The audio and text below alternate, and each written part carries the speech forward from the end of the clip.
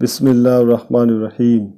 ام المومنین ام سلمہ رضی اللہ عنہا سے روایت ہے کہ نبی اکرم صلی اللہ علیہ وسلم نے فرمایا، ایک خلیفہ کی موت کے وقت اختلاف ہوگا تو اہل مدینہ میں سے ایک شخص مکے کی طرف بھاگتے ہوئے نکلے گا۔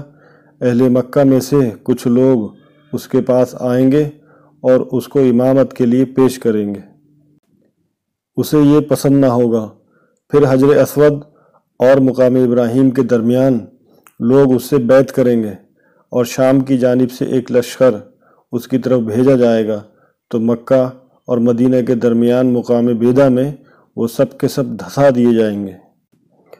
جب لوگ اس صورتحال کو دیکھیں گے تو شام کے ابدال اور اہل عراق کی جماعتیں اس کے پاس آئیں گی، حجر اسود اور مقام ابراہیم کے درمیان اس سے بیعت کریں گے۔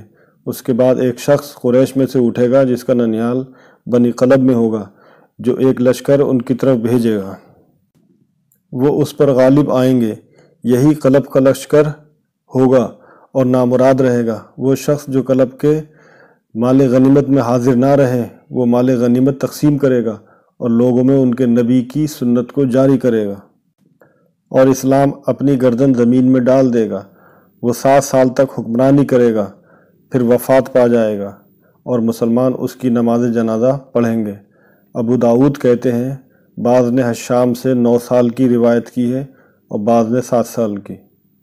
سنن ابی داؤد حدیث نمبر 4286۔ السلام علیکم ورحمۃ اللہ وبرکاتہ۔ دوستو، اگر آپ کو صحیح اور مستند احادیث دیکھنا پسند ہے تو چینل کو سبسکرائب کریں اور شیئر کریں تاکہ دوسرے لوگوں تک بھی یہ احادیث پہنچ سکیں۔